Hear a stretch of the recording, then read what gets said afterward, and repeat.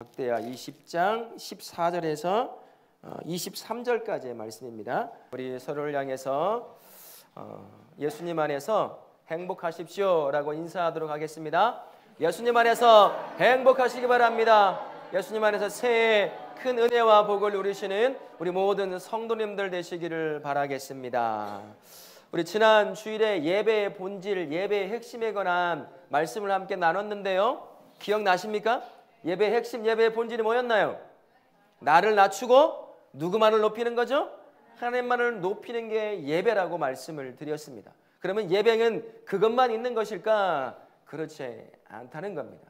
예배 안에는 또 다른 중요한 요소들이 있어요. 오늘 본문에 나오는 여호사밧과 남유다 백성들이 하나님을 향해 나아가는 모습을 통해서 예배하는 예배자가 어떻게 세워져야 할지, 어떤 예배를 드려야 할지를 또 깨달을 수가 있는 거죠. 본문에 나오는 왕 여호사밧 왕은 남유다, 남과 북으로 갈라진 후에 남유다의 네 번째 왕으로 등극한 사람입니다. 하나님이 그를 기뻐하셨어요. 그는 이스라엘 땅에서 정치와 경제와 종교적인 여러 부분에 개혁을 이루어내었습니다.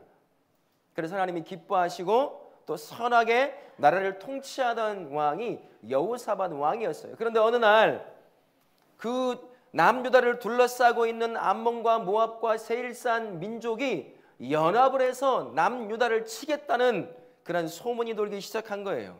남유다는 작거든요. 북이스라엘은 10지파가 모여있기 때문에 굉장히 컸어요. 전쟁에도 능했습니다. 하지만 남유다에는 유다와 베냐민과 레위 지파 정도만 남겨져 있는 거죠. 레위 지파는요, 제사 일만 하는 사람들이에요. 그러다 보니 인구도 작고 땅도 그렇게 크지가 않은 거죠. 그런데 세 민족이 연합해서 남유다를 친다고 얘기하는 거예요. 그러니 여호사밧과 남유다 백성들의 마음이 어떻겠습니까? 굉장히 두려운 거죠. 무거운 거죠. 바로 그럴 때 하나님께서 야하시엘이라고 하는 선지자를 보내서 지금 이 상황을 향한 하나님의 마음이 어떤 마음인지를 가르쳐 줍니다. 이렇게 말씀합니다. 이 전쟁은 하나님께 속한 것이니 두려워하지도 놀라지도 말고 하나님께서 이 전쟁에서 어떻게 구원하시는지를 보라. 너희들이 멸망할 것 같은 이 상황에서 하나님이 너희를 어떻게 구원하는지 너희들이 가만히 서서 내가 구원을 이루는 것을, 너희를 살려내는 것을 보라는 거예요. 경험하라. 그 말만 하십니다. 그리고 얼마 전에 안에서 전쟁이 일어났습니다. 어떤 일이 발생했을까요? 연합군이요, 패배했습니다. 심지어 연합군 세 민족이 함께 연합을 했어요. 어떤 일이 발생하나요? 지네끼리 싸우다가 지네끼리 쳐 죽이는 일이 발생했어요. 그래서 거의 피 한 방울 흘리지 않고 작은 땅 남유다가 여호사밧과 함께 승리를 거두게 됩니다. 이 과정에서 여호사밧과 레위 족속과 남유다 백성들이 그 어떤 것보다도 앞서서 행한 일이 있어요. 전쟁을 앞둔 그들이 상식적으로 생각했을 때 보통 뭘 해야 됩니까? 여기 남성도들 계시는데 전쟁 나면 뭐부터 준비해야 되는 것이 상식이죠? 무기를 준비하고 어떻게 하면 공격을 효과적으로 막아내고 승리할 수 있을지 그 계획을 짜내는 일들을 해야 된다는 거죠. 그게 전쟁을 앞두고 있는 사람들의 상식적인 행동이라고 할 수가 있어요. 그러나 여호사밧과 레위 족속과 남유다 백성이 그 전쟁을 앞두고 가장 먼저 했던 일이 있습니다. 뭐였을까요? 하나님을 예배드리는 일이었어요. 18절 19절 보십시오. 여호사밧이 야하시엘의 입을 통해서 너희는 가만히 있고 내가 너희 이 상황에서 구원을 이루는 것 그것만 보라 라고 말을 듣고 나서 여호사밧이 뭘 합니까? 하나님을 경배하고 찬송하는 일을 했습니다. 야 뭐여? 야 우리 무기 좀 모아보자. 어떤 것으로 이 전쟁에서 이길 수 있을지 계획을 짠 것이 먼저가 아닙니다. 그 소리를 듣고 가장 먼저 한 건 하나님을 예배한 것이었어요. 하나님을 찬송으로 영광 올려드리는 일이었습니다. 그리고 전쟁이 앞섰어요. 이제는 딱 맞닥뜨려야 하는 때에 21절 22절에 군대에 앞서 누가 세워졌나요? 레위 족속이 세워져요. 그리고 백성들이 세워집니다. 앞서서 뭐 했을까요? 뭐 했어요? 노래하고 찬송하는 일, 다른 말로 바꾸면 뭡니까? 예배를 드리는 거예요. 상식적으로 생각해 보세요. 전쟁이에요. 지금 나라가 다 없어질 수 있을지, 그대로 살아남을지 보장할 수 없는 그러한 전쟁입니다. 세 민족이 한 민족, 작은 민족을 죽이려고 뭉쳐서 쳐들어올 때예요. 상식으로 생각해 본다면 지금은 노래하고 찬송하고 예배할 때가 아니에요. 빨리 나가서 있는 무기 다 모으고 왕을 중심으로 작전을 짜고 매복은 어떻게 하고 어떻게 해야 이 전쟁에서 이길지 그걸 궁리하고 계획하고 실행에 옮기는 것이 그 어떤 것보다 먼저 해야 될 일이지요. 하지만 이들은 그렇지 않았습니다. 가장 먼저 무엇을 해야 합니까? 하나님을 예배하는 거예요. 찬송하고 그분 앞에 기쁨으로 노래하는 그러한 삶을 산 거죠. 이게요, 상식을 벗어나는 삶, 위기 앞에 상식을 뛰어넘어 살아가는 삶, 이 삶이 하나님을 믿고 살아가는 성도의 삶입니다. 두렵지요. 전쟁 나면 다 죽는 거 아닙니까? 어린아이부터 해서 다 죽어 다 빼앗기는 거 아닙니까? 그러나 상식을 쫓아가는 것이 아니라 하나님을 믿는 백성이라고 한다면 상식을 넘어서 역사하시는 그 하나님을 붙잡는 일이 가장 우선이라 그 이야기를 하고 있는 겁니다. 하나님의 역사의 방법은요, 사람의 상식에 갇혀 계시는 분이 아닙니다. 상식적으로 하나님이 이렇게 역사해 주지? 아닙니다. 우리 하나님은 상식을 뛰어넘어 자신의 방식으로 스스로 존재하시는 분이에요. 그리고 역사를 일으키실 때도 우리가 알고 있는 상식의 범위 안에서 그렇게 역사를 일으키는 분이 아닙니다. 우리의 상식을 뛰어넘죠. 우리가 겪고 있는 상황을 뛰어넘으십니다. 우리가 만나는 삶의 문제를 뛰어넘어서요, 그렇게 역사합니다. 그래서 하나님의 역사에는 우리의 상식도 포함되고 우리의 상식을 뛰어넘는 모든 것도 포함되는 거예요. 결국 상식을 뛰어넘어 예배드리고 있는 이 남유다 백성들, 그들에게 닥쳐온 결과가 뭡니까? 22절, 23절 보세요. 참 놀라운 이야기가 나옵니다. 그 노래와 찬송을 시작될 때 결과를 어떤 결과를 얻어냅니까? 그들이 패배해요. 그들이 서로 쳐 죽이는 역사가 일어납니다. 그들이 누굽니까? 모압과 암몬과 세일산 민족의 연합군이에요. 하나님을 찬송하고 하나님을 노래하는 그 예배를 하나님 앞에 올려드리자 이스라엘 남유다 백성을 죽일 것 같았던 그들, 이제 끝났구나라고 하는 그 상황이 하나님의 역사 가운데 살려냄의 역사를 경험하는 그 현장이 된 거지요. 예배가 바로 이런 겁니다. 하나님을 향한 예배는요, 먼저 하나님께 영광을 올려드리는 것, 네, 당연하죠. 하지만 그것만 있는 게 아니에요. 하나님 앞에 드려지는 예배는 살려냄의 역사를 이루어내는 그 예배인 거예요. 이 살려내는 예배가 가지고 있는 특징 몇 가지가 있어요. 하나님께서 받으시는 예배는요, 그 앞에 나오는 예배자가 자신이 누군지를 정확하게 발견하게 됩니다. 자신이 죄를 품은 자요, 죄인임을 예배받기에 합당하신 하나님 앞에 딱 예배를 드리러 나오면 그분으로 인해서 내가 누군지가 적나라하게 드러나게 되는 거예요. 잠언 28장 13절 말씀에 이렇게 노래합니다. 같이 한번 읽어보겠습니다. 죄를 숨기는 자는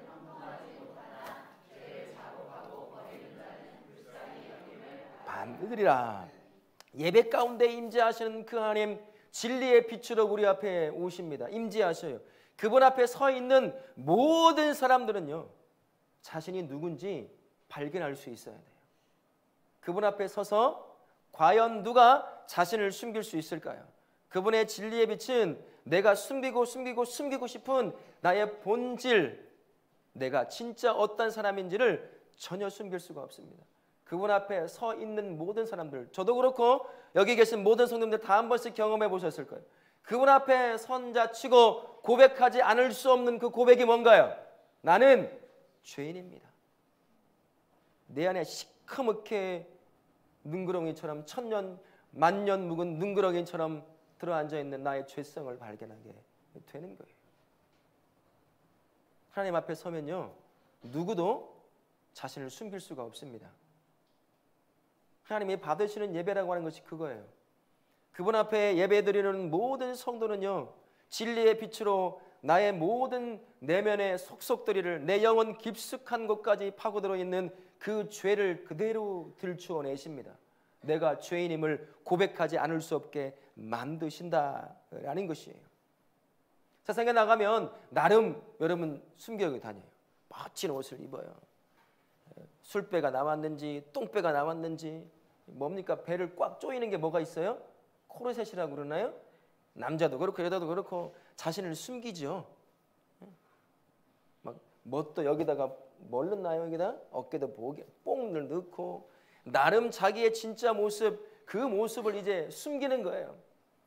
그런 모습으로만 숨깁니까? 돈으로도 숨겨보고 지위로도 숨겨보고 권력으로도 숨겨보고 다양한 것들로 자신의 본 모습을 숨겨요. 그러다 보니 세상 사람들은 몰라. 이 사람이 진짜 누군지, 어떤 모습인지 우리도 겪고 있잖아요.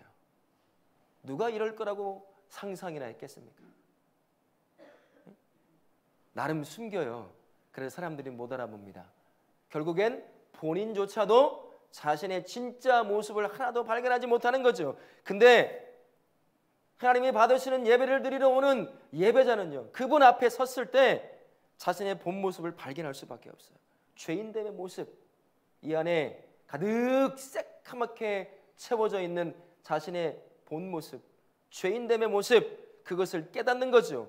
그것을 깨닫기 시작할 때 예배자 성도는 변화와 회복을 경험하기 시작합니다.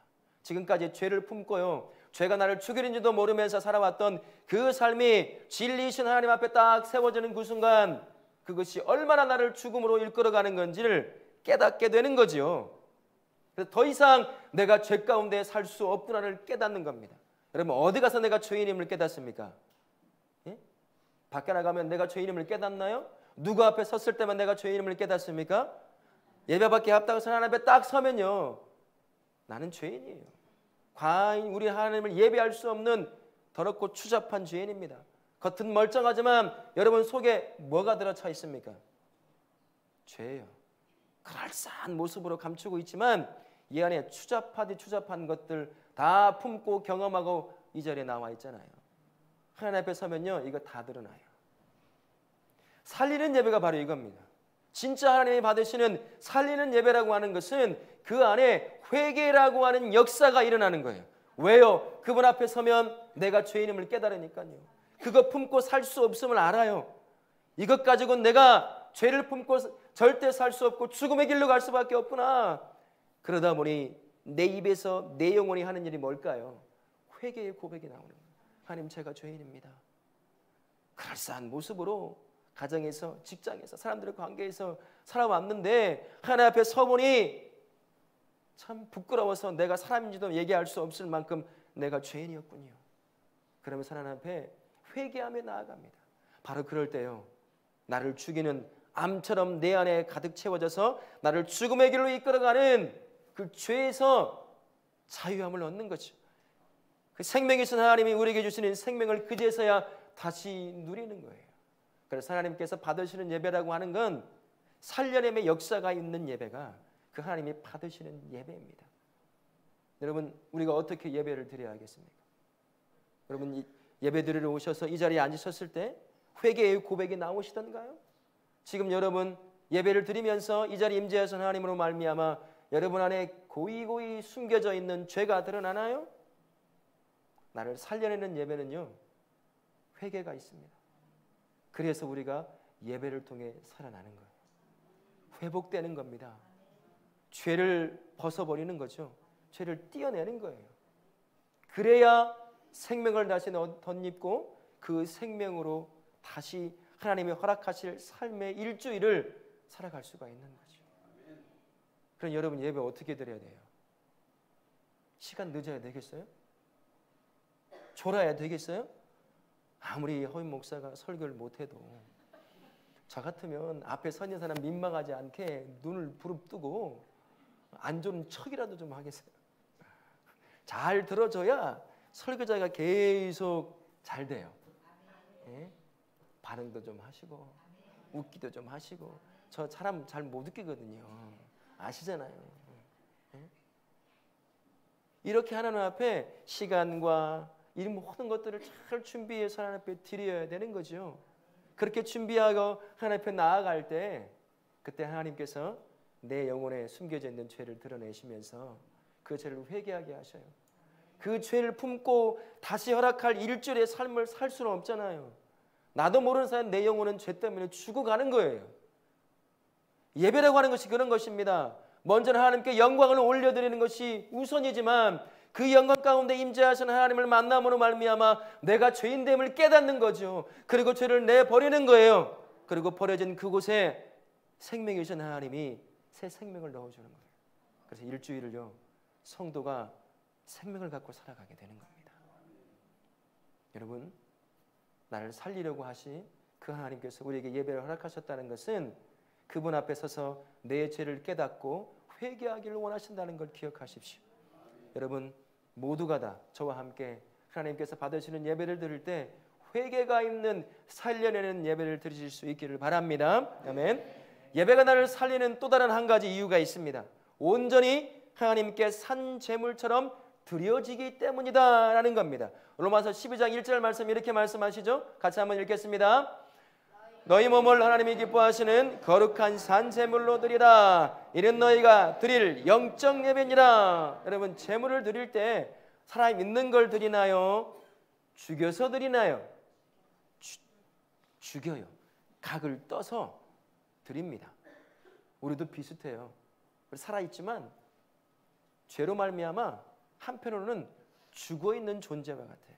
지난 일주일간 여러분 나 죄 한 번 안 지었어요. 하나님께서 정말 기뻐 받으실 그 삶 매 순간 살았어요. 죄송하지만 저는 그런 때가 없었어요. 하루에도 수번씩 이 안에서 이 생각에서 하나님이 원치 않는 감정과 원치 않는 생각과 원치 않는 말을 통해서 죄를 내뱉고 그게 죄인지도 모르고 해왔던 삶을 살았습니다. 엄밀히 따지면요 우린 죽은 존재와 같아요. 그 죄를 뒤집어 쓰고 있는 한 근데 그거를 빼놓지 않고 하나님 앞에 온전히 드리는 거예요. 나의 죄됨조차도 하나님 앞에 드리는 거죠. 그러면 이 놀라운 역사가 일어납니다. 그렇게 온전히 드린 그곳에 하나님이 임재하시면서 죄로 말미암아 썩고 죄로 말미암아 무너져가고 있는 그 영혼의 부분들을 도려내시는 거죠. 그러면서 치료하시는 거예요. 그래서 다시 태어나게 하시는 겁니다. 깨졌던 관계가 회복이 돼요. 하나님과의 죄로 말미암아 멀어졌던 그 관계가 내가 숨기지 않고 있는 모든 것을 그대로 드릴 때 하나님께서 도려내시거든요. 하나님은 죄 가운데 거할 수 없잖아요. 그렇게 될 때요 하나님과 관계가 회복이 돼요.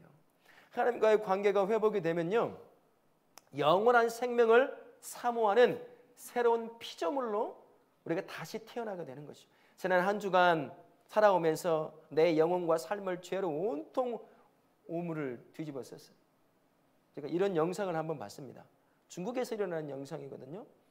그 아파트 이런 데 보면 변을 빼가지고 동그란 통을 달고 다니면서 하는 그 무슨 차라고 그럽니까? 위생 뭐 있죠. 그냥 쉽게 말해 똥차라고 하죠. 똥을 싣고 가잖아요.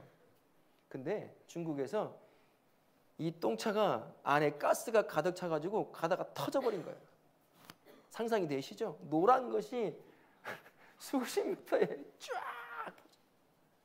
여러분 냄새가 어땠을까요? 그 도시 전체가 아마 썩은 내가 아침부터 이제 좀 이따 점심 먹어야 되는데 똥 얘기는 그만하고 그런 거죠. 우리 신령이 그런 거예요. 그 신령을 가지고 하나님 앞에 나오는데 하나님이 어떻게 했습니까? 코를 막고 돌아서 도망치고 싶으시겠죠. 근데 하나님 앞에 그 냄새나는 죄의 삶을 그대로 숨기지 않고 빼지 않고 그대로 하나님 앞에 딱 드리면요 하나님이 그 삶에 역사하셔서 예배 가운데 임재하셔서 도려내시고 다시 죄로 말미암아 멀어졌던 관계를 회복시키시면서 다시 내가 영원한 생명을 품을 수 있는 새로운 피조물로 만드셔요. 고린도후서 5장 17절에 우리에게 이렇게 말씀하십니다. 같이 한번 읽어볼까요? 너희 몸을 하나님이 기뻐하시는 거룩한 산 제물로 드리라. 이는 너희가 드릴 영적 예배니라. 고린도후서 5장 17절입니다. 그런즉 누구든지 그리스도 안에 있으면 새로운 피조물이라. 이전 것은 지나갔으니 보라 새 것이 되었도다. 다시 예수 안에 들어가요. 회개를 통해 다시 들어가면 하나님이 내 안에서 보이지 않지만 수술을 행하시는 겁니다. 내 죄를 회개할 때요, 죄로 인해 썩었던 영혼의 몸을 도려내면서 새 생명, 새 살을 붙여넣는 거죠. 새 피조물로 창조해내시는 거예요. 결국 이젠 죄를 품고 살던 그 삶이 영원한 하나님의 나라를 품는 삶, 영원한 생명을 품고 있는 그 하나님의 나라를 품는 삶으로 다시 하나님께서 소생시켜내시는 겁니다. 그 삶으로 다시 하나님 허락하실 일주일의 삶을 살게 만들어내시는 거지요. 근데요, 내 안에 하나님의 나라를 품으면 어떤 일이 발생할까요? 죄로 말미암아 하나님의 나라가 희미해지고 하나님의 뜻이 내 안에서 사라져가기 시작하면 무엇을 쫓아 살기 시작합니까? 내 죄된 욕심을 쫓아 살기 시작해요. 세상에 좋다고 하는 것을 쫓아 살기 시작합니다. 그러면 그럴수록 점점 죽어가게 되는 거죠. 하지만 하나님을 향해 드려지는 예배를 딱 드릴 때요, 우리 안에 임재하심으로 회개 가운데 거하는 주의 백성들의 죄로 말미암아 썩어 문드러진 부분들을 도려내며 새 생명으로 붙여넣어 새 피조물로 세워내심으로 말미암아 이제 그 심령 안에 영원한 생명을 품는 하나님의 나라를 품고 살아가게 합니다. 그러면요, 이제부터 하나님이 허락하실 새로운 일주일의 삶을 이젠 죄의 기준으로 살아가지 않아요. 어떤 기준으로 삶을 살아가게 될까요? 나를 살려내는 하나님 나라의 삶의 기준으로 다시 일주일을 허락하실 그 삶을 보기 시작하는 겁니다. 어제까지 죄를 쫓던 그 삶이 그것이 하나님이 원치 않는 것을 아니까 포기하는 거죠. 하나님의 뜻에 맞지 않으니까 포기하기 시작합니다. 아무리 좋아 보여도 이것 잡고 이것 하면 많은 이득을 얻을 것 같아 보인다 하더라도 내 안에 예배를 통해 회복된 살아난 나의 영혼이, 하늘나라를 품고 있는 나의 영혼이 거부하는 거예요. 혐오스러운 거죠. 어제까지 먹고 피던 것이 갑자기 혐오스러워지는 겁니다. 어제까지 이득을 위해서 다 포기하면서까지 이득을 차지했던 나의 삶이 하나님이 원치 않는다고 말하니까 내 안에서 그래서 포기하는 거예요. 손해를 보더라도. 삶이 이젠 영원한 하나님의 나라로 기준이 맞춰지기 시작하는 겁니다.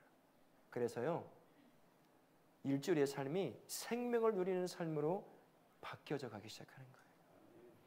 여러분, 예배를 드릴 때 지금 어떻게 드리십니까? 제가 가끔 이렇게 고개를 싹 들고 한번 보면 몸만 와 있는 분이 계셔요. 무슨 말인지 아셔요? 몸만 와 있고 이 생각과 영혼과 감정은 다른 곳에 가 있어요. 이해하시죠?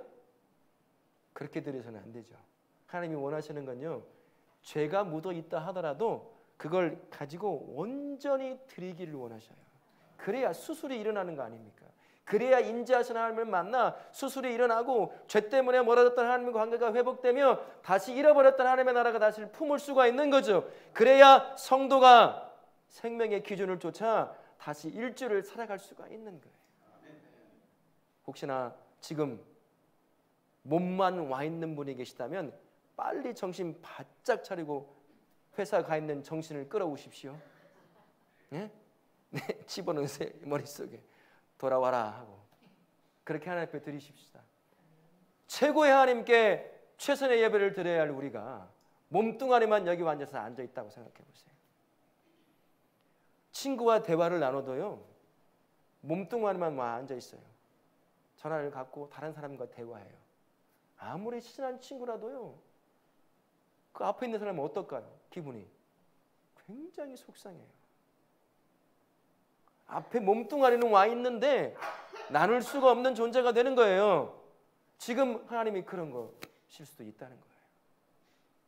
예배의 시간을, 여러분의 몸을, 여러분의 감정을, 여러분의 생각을, 심지어 여러분의 시간조차도 하나님이 받으시기에, 그래야 내 삶을 망가뜨리고 있는 죄의 구석구석을 발견하시고 치료의 역사가 일어나기 시작하는 거죠. 그래야 살려냄이 내 안에 임하게 되는 겁니다.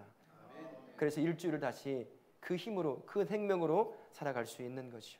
여기 있는 모든 성도님들, 우리 한 번 예배를 드려도요, 전부 다 드립시다. 한 번 예배를 드려도 시간도 드리고, 여러분의 몸도 드리고, 여러분의 감정도 드리고, 여러분의 생각도 드리고, 여러분의 영혼도 드림으로 말미암아 내 전인적으로 하나님을 만나 살려내의 역사를 경험하는 저와 우리 모든 성도가 되실 수 있기를 바랍니다. 살려내는 예배의 세 번째 특징은 이겁니다. 하나님을 찬송한다는 거예요. 찬송이라는 뭘까요? 찬송은요, 나를, 그리고 내 문제를 집중하여 보던 나의 시선을 하나님을 향하여 돌리게 하는 거예요. 그리고 그 하나님이 나와 내 삶의 문제를 향해 어떻게 역사하시고 어떻게 사랑으로 치료해 내시는지를 보게 만드는 게 찬송이라고 하는 능력이 있는 겁니다. 원래 하나님께 드려지는 것이 찬송이지만 결국엔요, 그 찬송이 누구를 살려내는 줄 아세요? 찬송하는 예배자를 살려내요. 참 희한하지 않습니까? 하나님께 올려드린 그 찬송인데, 그 곡조요, 그 가사인데 얼마 지나지 않으면 내 영혼이 소생케 되는 역사를 경험하게 된다는 거죠. 사도행전 16장에 보면 한 가지 사건이 등장합니다. 사도 바울과 실라가 복음을 전하다가 귀신 들린 한 여인을 만나요. 근데 사람들은 악하잖아요. 죄를 품잖아요. 연약한 자를 돕기는커녕 그 귀신 들린 자를 여자를 잡아서 점치는 일을 시켰어요. 거기서 오는 수입들을 가지고 자기 재산을 삼고 살던 사람들이 있었던 거죠. 근데 그 여인이 바울과 실라를 보던 그 안에 있는 하나님을 만나고 그 안에 있는 예수님을 발견하더니 자꾸 괴롭히는 거야. 무슨 말이겠어요? 살려달라는 얘기죠. 그래서 바울과 실라가 귀신을 쫓아 온전한 사람으로 만들어내요. 그러면 여러분 어떻습니까? 같이 기뻐하고 축하하고 행복해지는 그런 순간이 아니에요? 근데 사람은 악해요. 어떤 일을 합니까? 고소를 해. 이 사람들 때문에 우리 밥줄이 끊겼다는 거야. 그래서 신고를 합니다. 바울과 실라가 잡혀가요. 죽도록 매를 맞습니다. 그리고요, 풀려나는 게 아니야. 지하 깊은 감옥에 양발과 양손이 착고가 채인 채로 거기에 갇히는 거예요. 지하 감옥이면 어떤 일이 발생할까요? 위와 아래에 기온차 때문에 굉장히 급급해요. 여러분 지하방 살아보셨어요? 반지하 살아보셨어요? 그런 분 계실 거예요. 저도 반지하를 살아봤거든요. 햇빛도 안 들어와요. 그리고 여름철 되면 어떨까요? 급급해요. 벽은 곰팡이. 집에 들어가고 싶지가 않아요. 밖에 떠돌다가 밥도 사 먹고 그러다가 잘 때만 살짝 들어가서 자고 나올 때가 서울에서 사역하면서 그런 경험이 있거든요. 근데 감옥입니다. 그 당시 무슨 인권이 있었겠어요? 움푹 파가지고 그 안에 집어넣는 거면 철상상만 만들어 놓고요. 거기서 착고를 차고 있는 거지요. 온통 맞아서 퉁퉁 붓고 온 몸에 피멍이 들고 피가 튀어 있어요. 불편해서 누워서 좀 쉬고 싶은데 쉬지도 못해요. 사진을 보니까 착고를 찬다는 게 손과 발을 마치 이렇게 일자로 뻗어서 같이 채우는 거예요. 이게 꾸기고 있는 거예요. 이렇게 눕지도 서지도 앉지도 못하는 상태예요.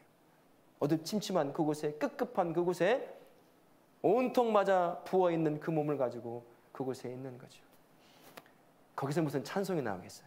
그런데 25절, 26절에 이렇게 얘기합니다. 같이 한번 읽어볼까요? 한밤중에 바울과 실라가 기도하고 하나님을 찬송하며 죄수들이 듣더라.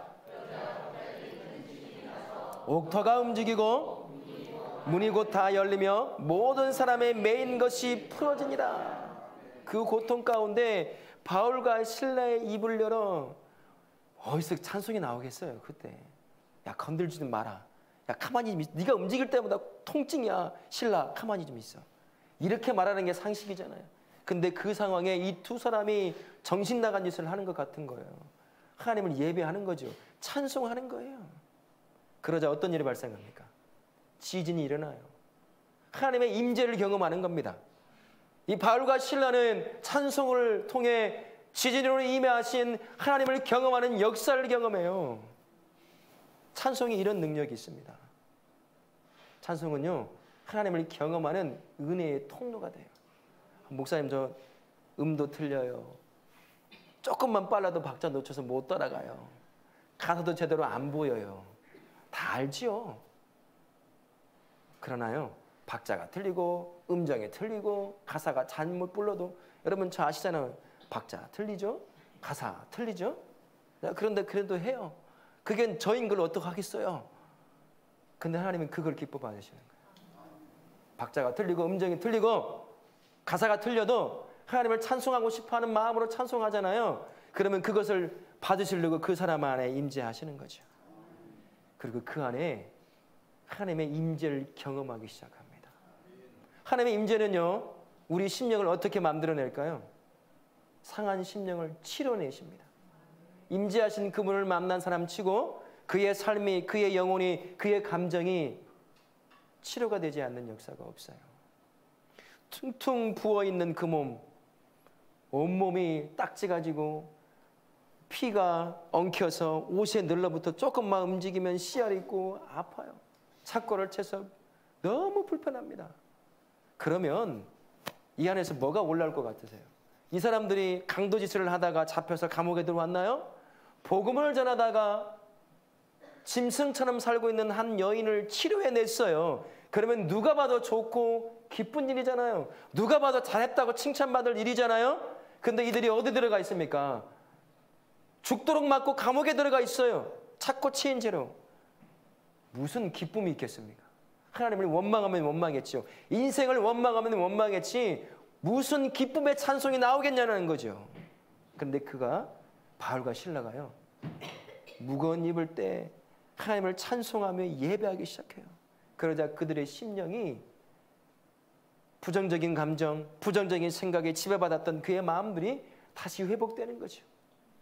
어땠을까요? 눈에는 눈물을 흘리지만 바울과 실라를 같이 서로 얼굴 보면서 웃으면서, 이게 피가 묻어가지고 찢어져가지고 피나고 있는 그 모습을 보면서 웃으면서 하나님을 찬양하고 있지 않았을까요? 하나님을 찬양하면요, 심령이 이렇게 바뀌어요. 고통 가운데 있어도요, 기쁨을 회복할 수 있습니다. 수많은 산적한 삶의 문제에 짓눌려 있어도요, 하나님을 찬송하는 그 순간 그 영혼이 다시 솟게 되는 경험을 하게 된다는 거예요. 삶의 문제 앞에 짓눌려 있습니까? 찬송을 멈추지 않길 바랍니다. 찬송은 여러분을 살려낼 줄로 믿습니다. 근데 찬송은 나를 살려내는 것뿐만 아니라요, 강력한 영적인 무기가 되기도 해요. 오늘 본문 말씀에 22절 23절 말씀 기억하시죠? 연합군과 모압과 암몬과 세일 족속의 연합군과 함께 전쟁을 나서야 돼요. 작은 군대를 이끌고 여호사밧이 그들 앞에 큰 창과 칼을 든 사람들이 세워져 있는 게 아니에요. 군대 앞에 누가 세워져 있었어요? 노래하는 레위인들이 세워져 있었어요. 찬송하는 레위인들이 세워져 있었습니다. 칼 들고 나가도 시원찮은 그때 이 사람들이 이제 전쟁을 나가기 위해서 하나님을 노래하는 거죠. 찬송하기 시작했습니다. 그러면 정신 나갔다고 손가락질할 그 민족이 어떻게 바뀌죠? 다 물리쳐요. 그리고 지네끼리 싸우다가 알아서 그냥 죽어줘요. 그냥 알아서 죽어줘요. 이 역사가 일어납니다. 찬송은요, 강력한 영적인 무기가 됩니다. 때로는 내 심령을 다양한 감정들이, 다양한 영혼들이, 다양한 것들이 나의 삶과 나의 감정과 나의 영혼을 공격해 될 때가 있어요. 견뎌내기 힘들 정도로. 그때 여러분 찬송하십시오. 찬송은 그것들을 물리치는 놀라운 능력이 있습니다.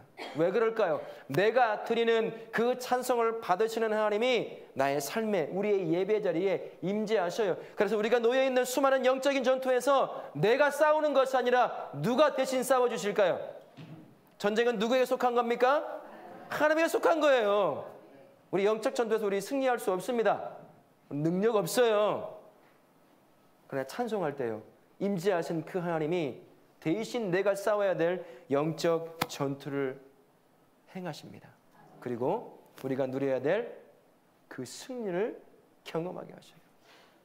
여러분, 이러니 우리가 찬송을 어떻게 해야 되겠습니까? 우리 예배 때 찬송 몇 시에 시작하죠? 10시 45분에 시작해요. 10시 45분 이전에 오신 분 손 들지 마세요. 하나님을 찬송하는 자가 찬송에 시간도 못 맞춰요. 여러분 준비 찬송이라는 말 들어보셨어요? 옛날에 그런 말 많이 썼거든요. 여러분 준비 찬송이 있습니까? 없습니까? 그런 건 없어요. 찬송부터 하나님을 예배하는 거예요. 습관처럼 듣습니다. 찬송을 놓쳐요. 찬송 놓치지 않기 바랍니다.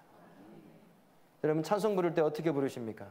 높으면 낮게 내려서 부르고, 빠르면 멈췄다가 느리게 부를 때 그냥 부르고, 박수 치자고 하면 한 번 쳤다가 아우 힘들어 죽겠네, 피곤해 죽겠는데 서서 찬송하고 노래하라고 하니, 여러분 그렇게 찬송해야 되겠어요? 언제나 제가 말씀드리잖아요. 목이 터져라 부르시라고요. 목이 쉬어서 그 다음 두 번째 찬양을 못 부를 정도로. 이제 부르고 싶어도 못 부를 때가 곧 와요. 장로님들 그러죠? 금방 오죠? 같이 따라 부르고 싶어도 못 부를 때가 생겨요. 금방 온다고요. 저는요, 그래서 이제 50이 넘었지만 애들 거 어떻게 해서든 부르려고 해요. 저도 박자 잘 못 맞추겠더라고요. 그나저나 박치인데 빠르기만 해보세요. 그래도 하려고 해요. 유튜브를 통해서 듣습니다. 불러도 최대한을 다하고 여러분의 몸과 마음과 영혼과 힘을 다해서 부르십시오. 찬송하다 목이 쉬어서 그 다음 못 부르도 상관없어요. 그렇게 드려야 되는 거 아니겠어요? 그걸 받기를 원하시는 거잖아요, 우리 하나님이. 그리고 그 찬송하는 자들을 회복시키게 내시기를 원하시는 분이 우리 하나님 아니십니까? 이제 여기 계신 분들 10시 45분에 시작하는 찬송부터 온전히 주님께 찬송하여 올려드리는 우리 성도님들 되실 수 있기를 바랍니다. 삶의 모든 자리에서 찬송이 끊이지 않게 하십시오. 듣던 노래를 부르던 그 찬송이 여러분들을 살려낼 줄로 믿습니다. 여러분이 수많은 영적 전투에 놓여 있을 때 그 찬송이 임재하시는 하나님으로 말미암아 내가 직면해야 될 영적 전투에 승리를 안겨 주실 거예요. 그러니 찬송을 가장 가까이 하시는 우리 성도님들 되시길 바랍니다. 찬송이 없는 예배 상상해 가십니까? 찬송은 우리를 살려내는 예배 가장 중요한 것이라는 것을 기억하시고 찬송을 멈추지 않는 우리 성도님 되실 수 있길 바랍니다. 말씀을 맺습니다. 나를 낮추고 하나님만을 영광 올려드리는 것, 그게 예배의 본질이 회복된 예배라 할 수 있습니다. 하지만 예배는 꼭 그것만 있는 것이 아니에요. 하나님께서 우리에게 연약한 우리가 예배 드리는 걸 기뻐하시는 이유가 뭘까요? 우리가 없어도 우리 하나님은 예배 받으신다고 하셨잖아요.